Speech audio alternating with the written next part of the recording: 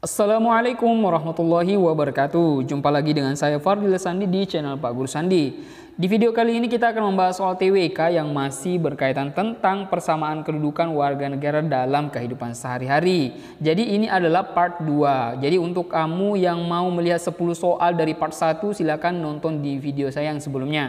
Di sini akan dibahas lagi 10 soal yang berkaitan tentang persamaan kedudukan warga negara atau pewarganegaraan. Jadi poin-poinnya sudah saya jelaskan di part 1. Kalian bisa cek di sana. Jadi untuk mengkoefisienkan waktu, ayo kita bahas soal yang pertama.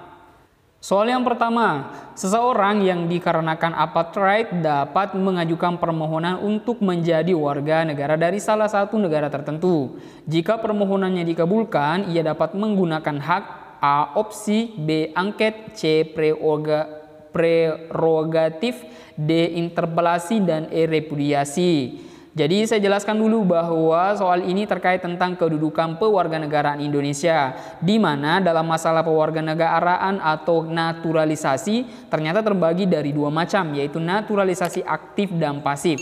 Sedangkan dalam soal ini itu terkait tentang naturalisasi aktif. Jadi saya bacakan dulu. Berarti naturalisasi aktif berarti seseorang yang dikarenakan apartheid dapat mengajukan permohonan untuk menjadi warga negara dari salah satu negara tertentu. Jika permohonannya dikabulkan, ia dapat menggunakan hak opsi, yaitu hak untuk memilih suatu kewarganegaraan.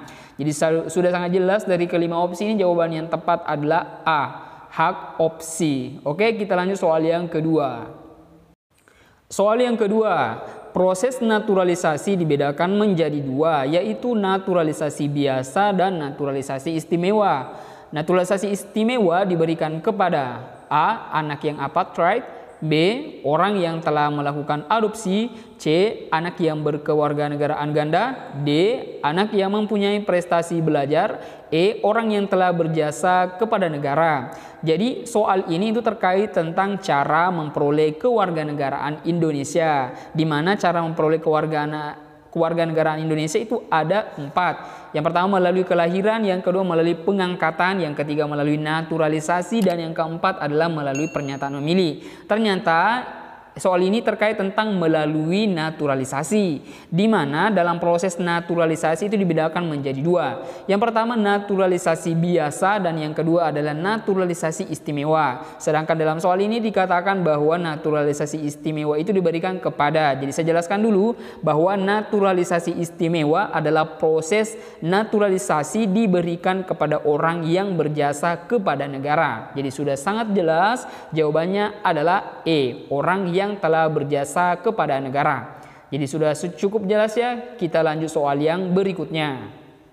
Soal yang ketiga, pernyataan berikut ini merupakan syarat permohonan pewarganegaraan kecuali A. Sehat jasmani dan rohani, B. Dapat berbahasa Indonesia, C. Telah berusia 8 tahun, D. Membayar uang pewarganegaraan kekas negara, dan E. Mempunyai pekerjaan dan atau berpenghasilan tetap. Jadi dalam soal ini kita tanyakan adalah syarat permohonan pewarganegaraan kecuali.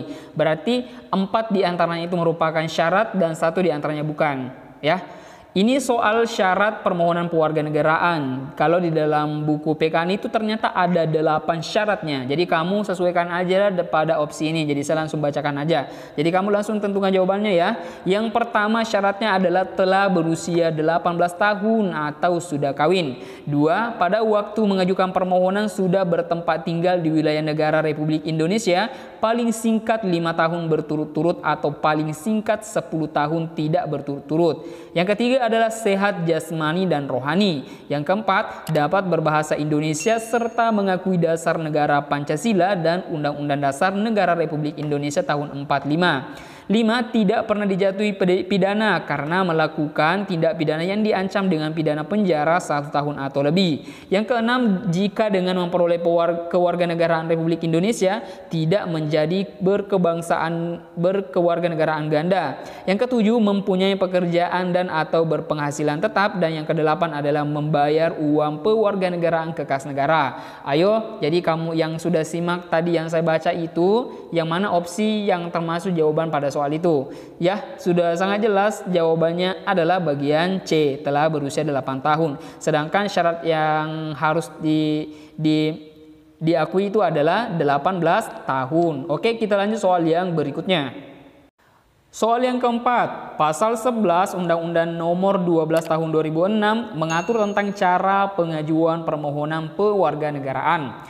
Pasal 11 tersebut menjelaskan bahwa menteri meneruskan permohonan kewarganegaraan disertai pertimbangan kepada A. Presiden, B. Wakil Presiden, C. Menteri, D. Wakil Menteri, dan E. Ketua DPR. Jadi dalam soal ini itu terkait tentang cara pengajuan permohonan pewarganegaraan. Ternyata dalam Undang-Undang Nomor 12 Tahun 2006 itu ada beberapa pasal yang terkait tentang cara pengajuan permohonan pewarganegaraan. Yang pertama ada pasal 10, yang kedua ada pasal 11, yang ketiga ada pasal 13, dan yang keempat ada pasal 14. Sedangkan yang ditanyakan dalam soal ini adalah pasal 11. Jadi saya langsung bacakan, kamu langsung cocokkan. Pasal 11 menjelaskan bahwa menteri meneruskan permohonan pewarganegaraan disertai pertimbangan kepada Presiden. Waktu penyampaiannya paling lambat 3 bulan terhitung sejak permohonan diterima. Permohonan kewarganegaraan ini dikenai biaya yang diatur dengan peraturan pemerintah. Oke, kita lanjut soal yang berikutnya.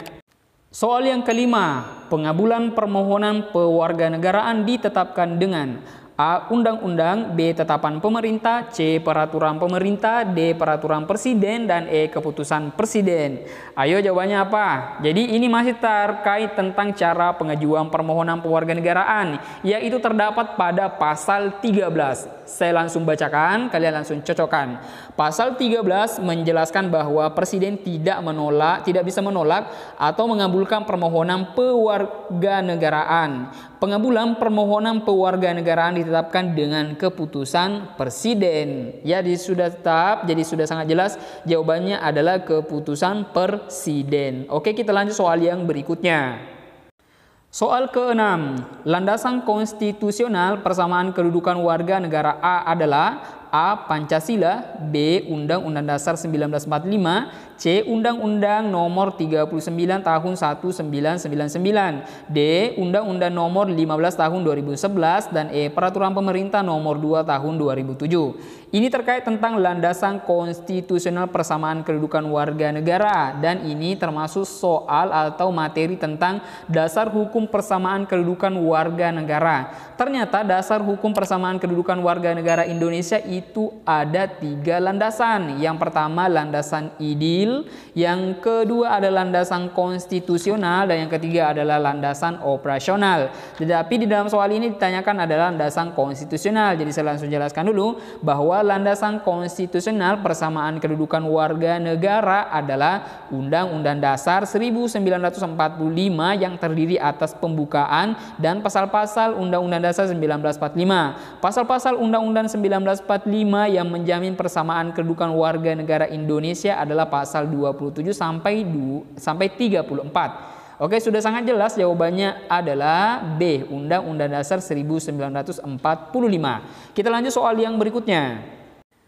Soal selanjutnya, pasal 29 ayat 2 Undang-Undang Dasar 1945 mengatur tentang persamaan kedudukan warga negara dalam bidang. Ini pertanyaannya adalah pasal 29 ayat 2 itu terkait tentang apa? A. Agama, B. Politik, C. Ekonomi, D. Sosial dan budaya, dan E. Hukum dan pemerintahan. Jadi ini soal terkait tentang persamaan kedudukan warga negara Indonesia dalam bidang apa? Jadi saya langsung bacakan aja dulu, kalian langsung cocokkan mana yang cocok di situ. Dalam pasal 29 ayat 2 Undang-Undang 1945 menyatakan negara menjamin kemerdekaan tiap-tiap penduduk untuk memeluk agamanya masing-masing dan untuk beribadat menurut agamanya dan kepercayaannya itu. Agama dan kepercayaan terhadap Tuhan Yang Maha Esa dijalankan tanpa paksaan dari pihak manapun. Dalam hal ini pemerintah membentuk lembaga keagamaan. Lembaga keagamaan merupakan suatu organisasi yang mengatur, mengurus, dan membahas serta menyelesaikan masalah-masalah yang menyangkut keagamaan. Jadi sudah sangat jelas pasal 29 ayat 2 itu terkait tentang dalam bidang agama. Oke, kita lanjut soal yang berikutnya. Soal selanjutnya, salah satu fungsi lembaga keagamaan adalah A. Tempat untuk mencari dukungan dalam pemilu. B. Media menyampaikan masalah sengketa lahan. C. Tempat berdialog antara sesama anggota parpol. D. Media yang tepat untuk mendukung kebebasan pers. Dan E. Wahana silaturahmi yang dapat menumbuhkan rasa persaudaraan. Jadi ini soal masih terkait tentang persamaan kedudukan warga negara Indonesia dalam bidang agama. Jadi fungsi lembaga keagamaan itu ada 4. Jadi kamu harus cocokkan apa yang saya sebutkan nanti dengan opsi ini. Mana yang termasuk salah satunya? 1. Media menyampaikan gagasan yang bermanfaat bagi pembangunan umat dan bangsa. 2. Wahana silaturahmi yang dapat menumbuhkan rasa persaudaraan atau kekeluargaan. 3. Tempat berdialog antara anggota kelompok agama. Dan 4. Tempat untuk membahas dan menyelesaikan masalah. Jadi itu adalah 4 fungsi lembaga keagamaan. Jadi mana yang cocok di situ? Sudah dapat? Sudah benar, jawabannya adalah bagian E. Wahana silaturahmi yang dapat menumbuhkan rasa persaudaraan. Bagaimana, sudah paham sejauh ini? Kita lanjut soal yang berikutnya. Soal selanjutnya, pentingnya toleransi antar umat beragama adalah A. Meningkatkan pendapatan keluarga. B. Meningkatkan taraf hidup warga masyarakat. C. Mewujudkan kesejahteraan dan keadilan sosial. D. Menciptakan ketenangan dan ketentraman dalam masyarakat. E. Menciptakan lapangan kerja yang banyak dibutuhkan oleh masyarakat. Ayo jawabannya apa? Jadi ini soal masih terkait tentang persamaan kedudukan warga negara Indonesia dalam bidang agama. Jadi saya bacakan dulu, kamu langsung menebak jawabannya dari kelima opsi ini. Oke, siap? Ini dia penjelasan saya.